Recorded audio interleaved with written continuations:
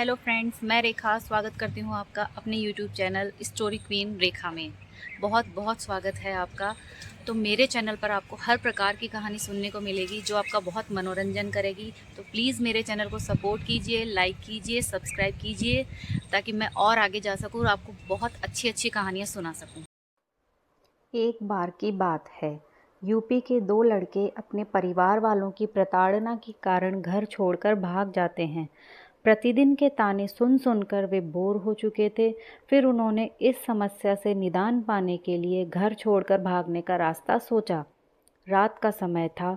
वे railway station पर पहुँचे। वहाँ कोई नहीं था, केवल एक लड़का वहाँ बैठा था जो खुद भी अपने घर वालों से तंग आकर अपना घर छोड़ भाग आया था। वह दोनों भी उसी के साथ जाकर बैठ गए। एक दूसरे से बातें करने के बाद उन्हें पता लगा कि वह लड़का भी अपना घर छोड़कर हरियाणा से भाग आया है। अब तीनों एक ही कश्ती पर सवार थे। घर से भाग तो आए थे, लेकिन किसी के पास रात गुजारने और खाना खाने के लिए पैसे नहीं थे। तीनों ने भूखे प्यासे कैसे न कैसे रात गुजारी।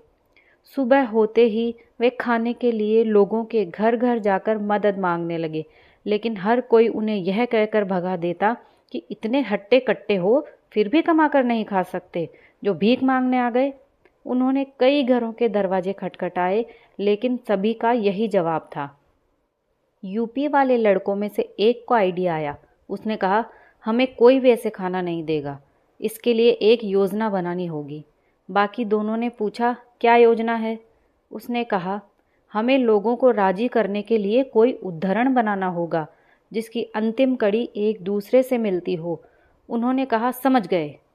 अब वे दोबारा किसी के घर चले गए। पहला बोला, कुछ भिक्षा घाल माई। दूसरा बोला, तेरे जियो भतीजे भाई। हरियाणा वाला खामोश खड़ा रहा, कुछ नहीं बोला। अंदर से एक औरत आई और उसने उन्हें भगा दिया। दोनों यूपी वाले लड़के हरियाणा वाले पर बहुत गुस्सा हुए। उन्होंने कहा, यार तू तो कुछ बोलता ही नहीं है, ऐसे कौन खाना देगा? हरियाणा वाला बोला, चलो ठीक है, अब मैंने भी एक कड़ी बना ली, चलो दूसरे घर चलो। तीनों दूसरे घर जाकर खड़े हो गए। पहला बोला, कुछ भिक्षा घाल माई। दूसरा बोला, तेरे जियो भतीजे भाई। हरियाणा वाला बोला, बाहर आकर खड़े तेरे दीन जमाई। अंदर से एक बूढ़ा अपने हाथ में लाठी लेकर भागता हुआ आया।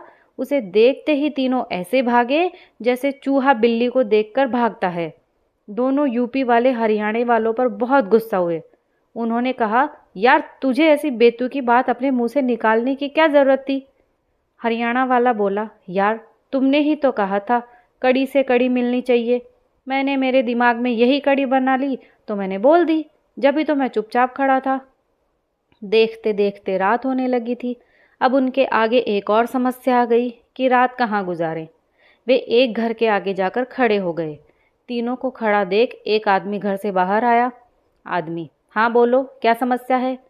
एक लड़का बोला, जी क्या हमें रात गुजारने के लिए आपके घर में जगह मिल सकती है? आदमी, नहीं भाई, यह बहन बेटियों का घर है। वे तीनों वहाँ से चले गए। दूसरे घर पर गए, वहाँ भी उनको यही जवाब मिला, यह बहन बेटियों का घर है। तीसरे घर गए, वहाँ भी उन्हें वही जवाब मिला, बहन बेटियों का घर है। अब वे दोनों यूपी वाले हरियाणा वाले पर दोबारा चिढ़ गए और बोले, यार तू तो कुछ बोलता ही नहीं है, सारी मेहनत हम करें, रात तू गुजारे, तू भी तो किसी से मदद मांग। हरियाणा वाला बोला, ठीक है, अब तुम कुछ मत बोलना, अब मैं ही मदद मांग लूँगा, चलो। फिर तीनों एक घर के आगे जाकर खड़े हो गए। घर में से एक आदमी बाहर आया। आदमी, हाँ भाई, क्यों खड़े हो यहाँ पर? हरियाणा वाला, जी क्या यह बहन बेटियों का घर है? आदमी, हाँ क्या हुआ? हरियाणा वाला, जी सच में यह बहन बेटियों का घर है। आदमी, अबे हाँ, तुझे क्या काम है वह बता। हरियाणा वाला, जी कुछ नहीं, बस रात काटनी थी। यह सुनते ही घर का मालिक उनके पीछे ऐसे भागा मानो हाथ में आ गया तो जान से ही मार देगा। वे तीनों भागते भागते बहुत दूर पहुंच गए। अब दोनों यूपी वालों ने सोचा, भाई इस हरियाणा वाले से पीछा छुड़वा लो, सब ठीक हो जाएगा। दोनों हरियाणा वाले से पीछा छुड़वा कर भागे, लेकिन वह भी पक्का ढीठ पीछे पीछे हो लिया। तो दोस्तों, कैसी लगी आपको मेरी ये स्टोरी?